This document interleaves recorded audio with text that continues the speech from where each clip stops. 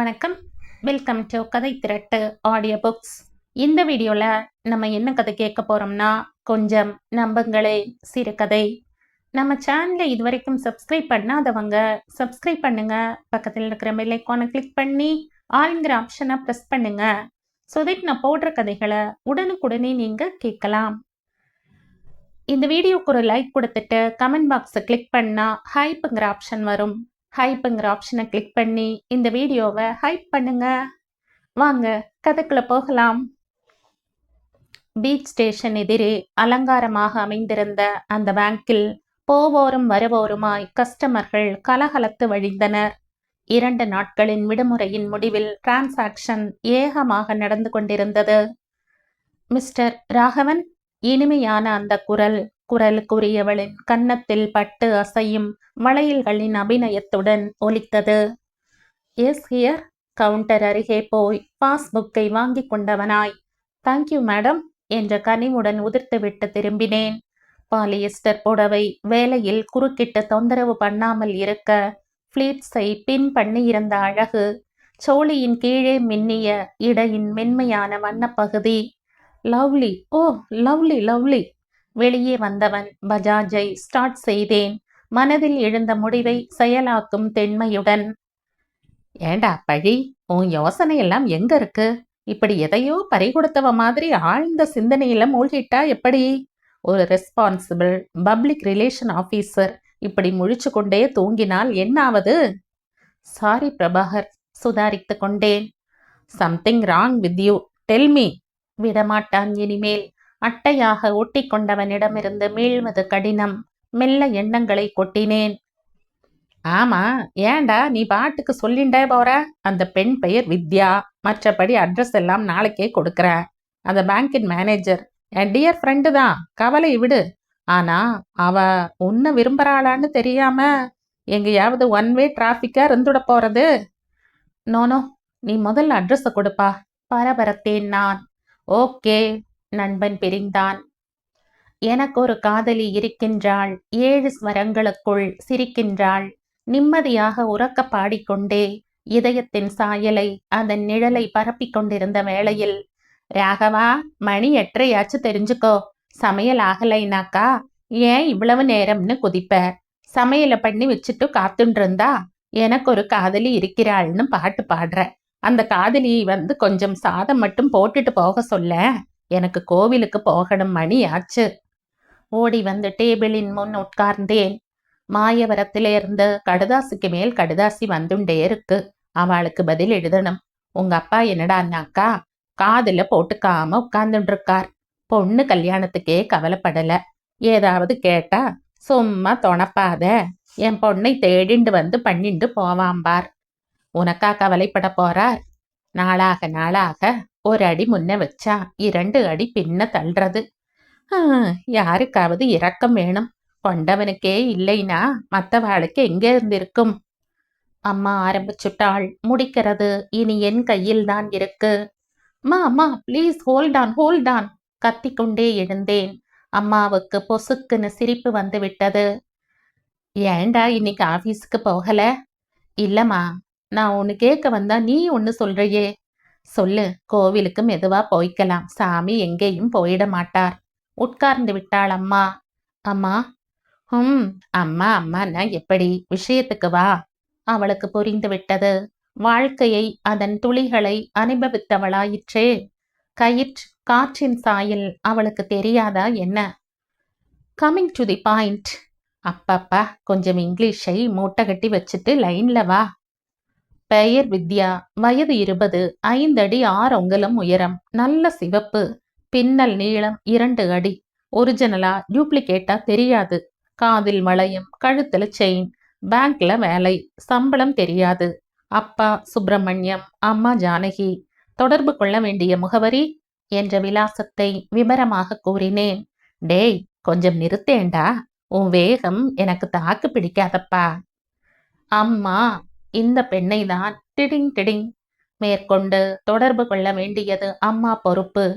ஏண்டா, நம்மளா கேட்டுண்டு போவாளா என்ன? போமா, உனக்கு பிரஸ்டீஜா இருந்ததுன்னா நான் போய் கேட்குறேன். ஷர்ட்டை மாட்டிக்கொண்டேன் நான்.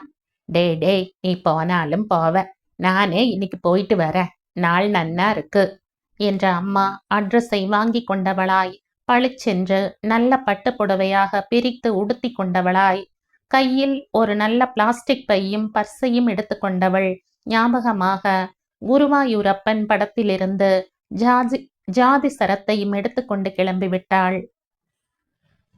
சுப்பிரமணியம் அவர்கள் வீடு இதுதானே என்ற அலமேலுவை பார்த்த வித்யா, இவர்கள் யார் என்ற நினைப்பில், வாருங்கள் அம்மா உள்ள இருக்காங்க, அம்மா உங்களை தேடிக்கொண்டு யாரோ வந்திருக்கிறார்கள் என்று கூறிவிட்டு, சாரி மாமி, ஆபீஸ்க்கு நேரமாச்சு, தோ அம்மா வந்துட்டாங்க என்றவாறு விடை பெற்று கொண்டாள். ராகவன் செலக்ஷன் A1 மனதுக்குள் பாராட்டி கொண்டாள் அலமேலோ. துடைத்து விட்டாற்போல் என்ன அழகு, கண்களாலேயே அள்ளி கொள்ளலாம் போல். எல்லாம் நல்லபடியாய் நடக்கட்டும் எண்ணங்கள் ஓடின.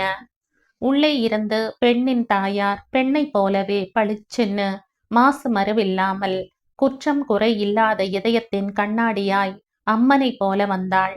வாங்கோ உட்காருங்கோ, யாருன்னு புரியலையே. நான் மயிலாப்பூர்ல இருந்து வரன் விஷயமா வந்தேன். எங்க ஆத்துல அவர் கஸ்டம்ஸ்ல இருக்கார். என் பிள்ளை இந்தியன் ஆயில்ல ஆபீசரா இருக்கான். 3 பெண்கள் எனக்கு, 2 பேருக்கு கல்யாணம் ஆயிடுத்தோ. கடைசியில ஒருத்தி இருக்கா, BA படிக்கிறா. என் பையன் கல்யாண விஷயமா வந்திருக்கேன்.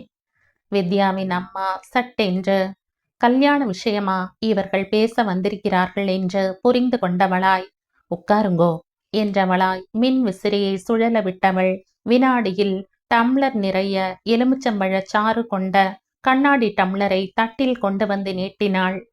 தோ வந்துடுறேன் என்றவளாய் உள்ளே திரும்பி புடவையை சரி செய்து கொண்டு முகத்தில் வியர்வையை துடைத்து கொண்டு அலமேலுவின் எதிரில் உட்கார்ந்தாள். வினயமான அவர்களின் உபசரிப்பு மனதுக்கு இதமாக தெரிய, நாகரீகமாக நடந்து கொள்கிறார்கள் என்ற திருப்தியுடன் பேச ஆரம்பித்தாள் அலமேலோ. இப்ப கொஞ்சம் முன்னால போறாளே, அவாதான் உங்க பொண்ணு வித்யாவா? ஆமா, உங்களுக்கு எப்படி தெரியும்? வினாடி நேர கலவரம் முகத்தில் கருமை பூச அவர் கேட்டபோது வயது பொண்ணை கட்டி காப்பாற்றுற பயம் தெரிந்தது. கவலைப்படவோ பதட்டப்படவோ ஒண்ணும் இல்லை.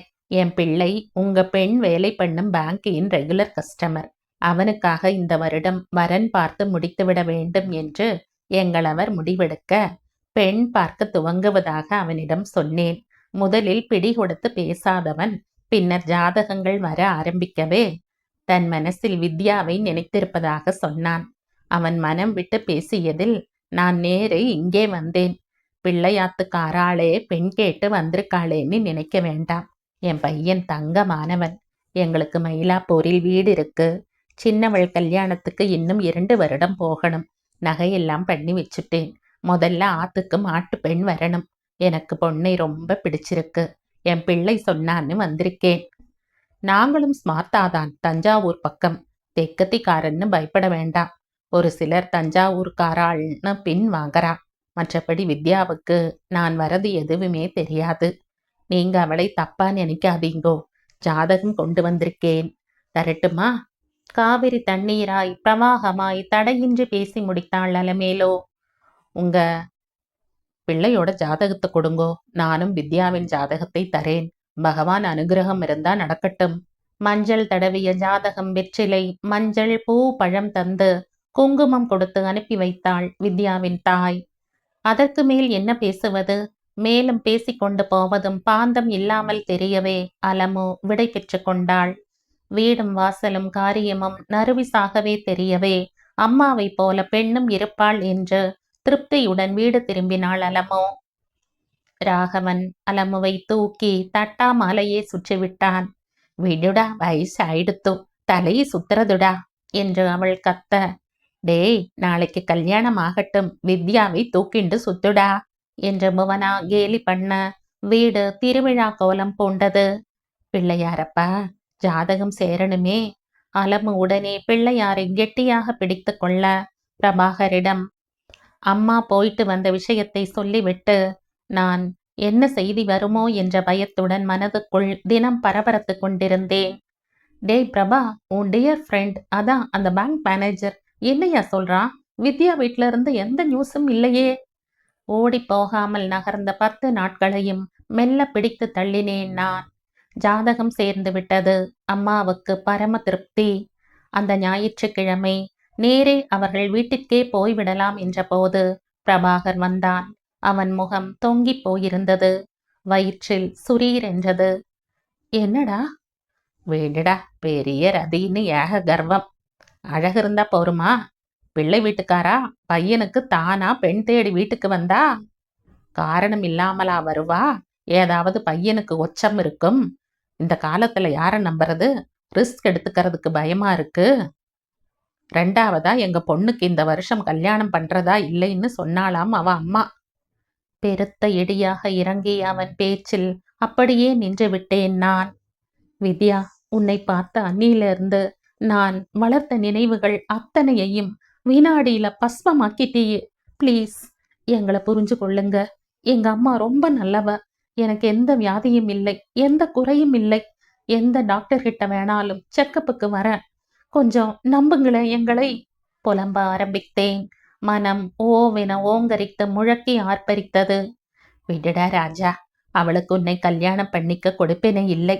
இவளை விட ராஜாத்தியா உனக்கு பெண்டாட்டி வருவா. அவள் அழகா மட்டும் இருக்க மாட்டா, நல்ல குணவதியாகவும் இருப்பா. அலமேலு மெல்ல தன் கண்களை துடைத்து கொண்டவள். ரிலாக்ஸ் ராகவன். பிரபாகர் மெல்ல என் கைகளை பிடித்து கொண்டான்.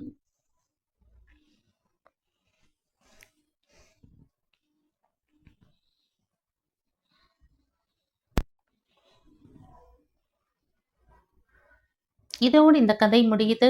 இந்த கதை உங்களுக்கு பிடிச்சிருந்தா லைக் பண்ணுங்க, ஷேர் பண்ணுங்க, சப்ஸ்கிரைப் பண்ணுங்க. மற்றும் ஒரு இன்ட்ரெஸ்டிங்கான கதையோட அடுத்த வீடியோல சந்திப்போம். பாய். தேங்க்யூ.